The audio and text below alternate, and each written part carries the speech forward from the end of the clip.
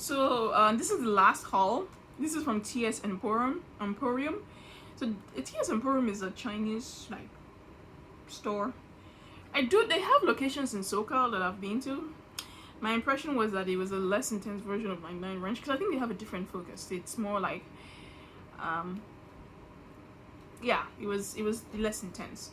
But online I was drawn there because I was looking for like herbs and spices and kind of the weird ones with like in which you can really only reference them by their scientific names.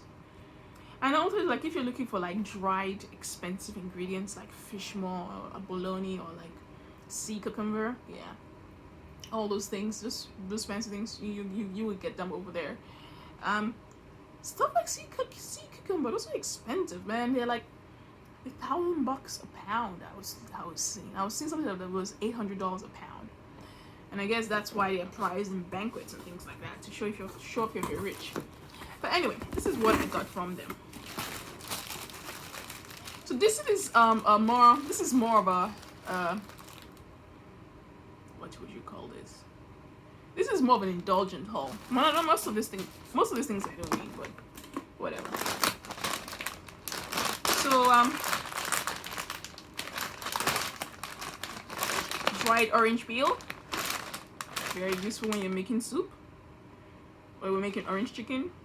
Or when I made the tangerine beef, this would have come handy. Oh, dried tangerine peels are supposed to come later, but into another haul, which they're still processing, but a little disappointing, but there.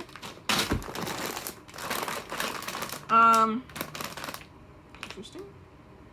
So this is Hoffman Berry. I don't know why I bought this. Indulgent because I was curious what it tasted like. Because I'm thinking of making a Hoffman Berry jam. But there we go. If you guys can suggest, recipes I use with Hoffman Berry, let me know. Oh, and then dried lily flowers. So I was just getting a whole bunch of dried crap because if it sounded interesting, I bought it because that's the story of my life. Because I just do things because. More bean paste. Ooh, this is actually surprisingly very clean. This is more bean paste. This is very clean. So right here is just water, soybean, wheat, flour, and salt. Wow, that is interesting brand, but I'm liking that. Usually they come with all sorts of crap, but well, I didn't really expect it to be this tiny, and it was like $5. I think cassia flour jam. Not sure what this is.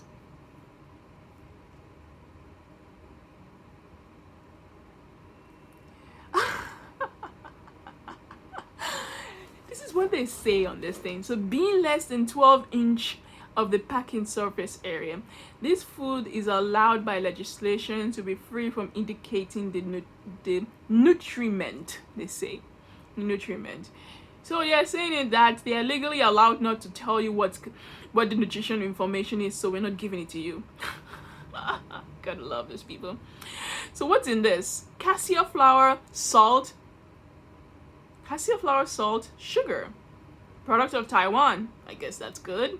If you guys can tell me what to do with classic cassia flour jam, let me know, because this is so fascinating. Well, they still show you the nutrition facts, but it's just carbs. It's a jam, so it's just carbs. There's nothing in here that, you know. Okay. This is interesting. It looks a little old.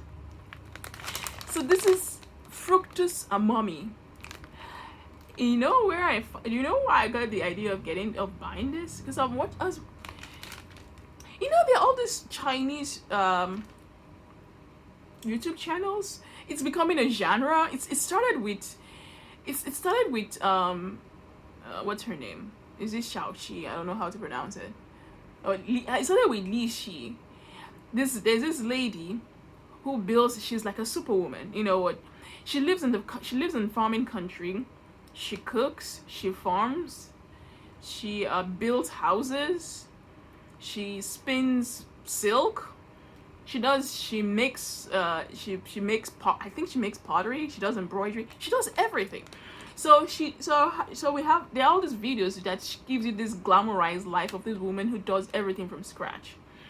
So they're mostly focused around cooking, but she's like the original. She's like the original farm to table. It like literally shows you, like when she makes soybeans, she shows you taking the soybean out of the ground, processing the soybean into tofu, and then making some tofu dish. So it condenses like 6 months of work, like if you include the growing season in like into 5-minute videos. It's ridiculous. But it's also really fascinating because it's like and so from her, she became really popular. And then there are other crop of like copycats. I wouldn't call them copycats, but they show different lights. And so she's a little bit standoffish and introvert. Her personality isn't that inviting. She has a very serious, like severe looking face. She's not very let's not say she's not very joyful, but she's very hardworking. So you really respect that. But there are other ones which are a little lighter in personality, but just as hardworking and just as interesting. There's one, Dao Shi, and hers is a little bit more family oriented. So, and there's a whole crop of them. It's becoming a genre of like showing like women being super women in the village, in idyllic places. And in one of the cooking videos, in one of those shows, they were showing like, I think it's a Szechuan thing, but I don't know, you can correct me. But they were showing them using this to they use this to temper oil, and then when they make the oil and everything, then they use the oil to make chili oil. So that's where I found the idea of buying this, but we'll see. And more in that vein, Salco. So supposedly Salco is black cardamom. I have black cardamom, which I got from the Indian store, but that black cardamom looks different from this one. So I'm going to have to compare and contrast. Well, it looks different, but you can see that they're from the same family. So I guess it's some species of cardamom. So I see they use, especially the Dao Shi channel. She uses this a lot. This is her staple spice. So I'm going to see what this tastes like. Chestnuts. Just organic chestnuts. Because we're going to make some desserts.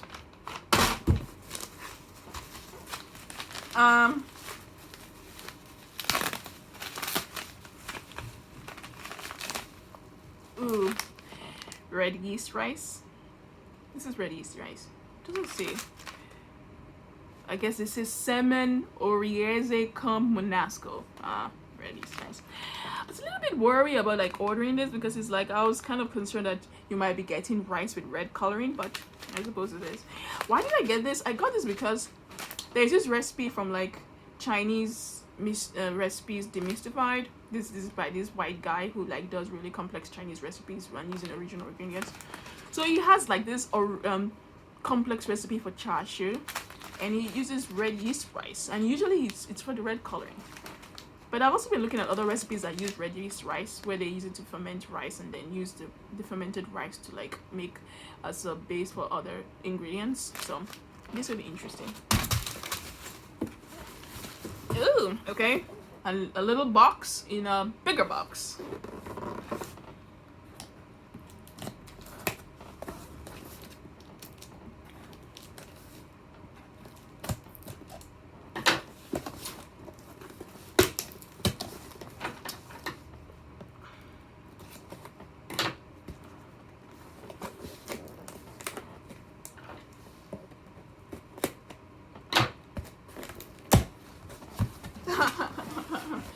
So we have this little box in a bigger box, and inside of it is little packages. It's like Chinese nest. It's like Russian nesting dolls. Okay, which one was this? But it's good packing. It's good packing though. Good packing. Oh,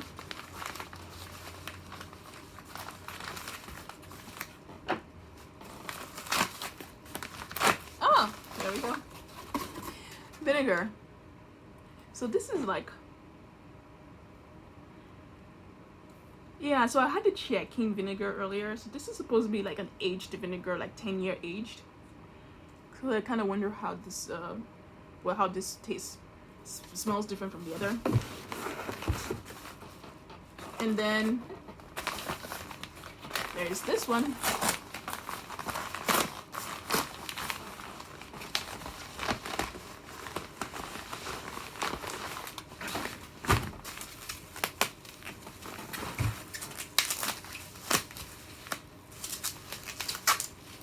Chashu. Even though I wanted to make more chashu for myself, but I decided if this thing of making this chashu sauce from if this issue of making chashu sauce from scratch is too difficult, I'm just going to use basic chashu paste sauce. It's okay. The ingredients are not great, but whatever.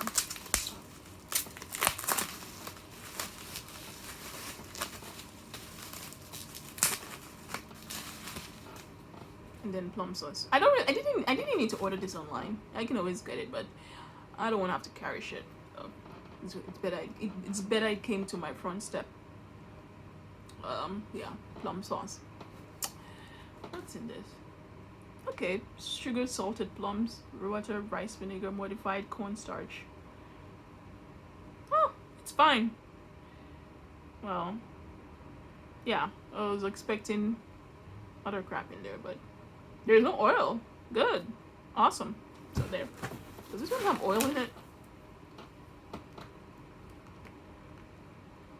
No, this one also doesn't have oil. Oh, right. This is another reason why I don't like, but I'm always worried about buying sauces. So ideally, it should use red yeast rice for the red coloring. That's how that works. But they use red 40. So you wonder how do you see that red, the red chashu pork? It's all red 40, yo. Red 40. But anyway.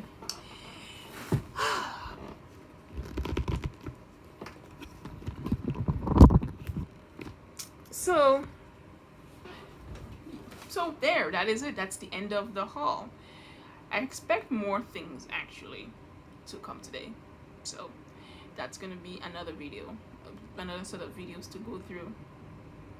And then after that, after those things, about this week, I think, yeah, that's it for like buying groceries, for buying crap for a while, because I'm moving, so I don't want to have to buy food, because you then have to figure out like how you're gonna move the food from here to the other apartment. So just eat most of the crap I have in the fridge, and maybe not use all of this stuff, but figure it out. And then maybe the next purchases will be more big things, like maybe the stand mixer. Who knows? It will be more gadget. It will be more gadget crap, not food oriented crap. But that's, I'll probably wait till Thanksgiving to buy things like that. Or maybe I finally get myself a PS4. My PS3 died a while ago, and I thought I was gonna get a PS4, and I changed my mind. So I think I might actually get the PS5, but who knows? So that's it. I'll see you guys later.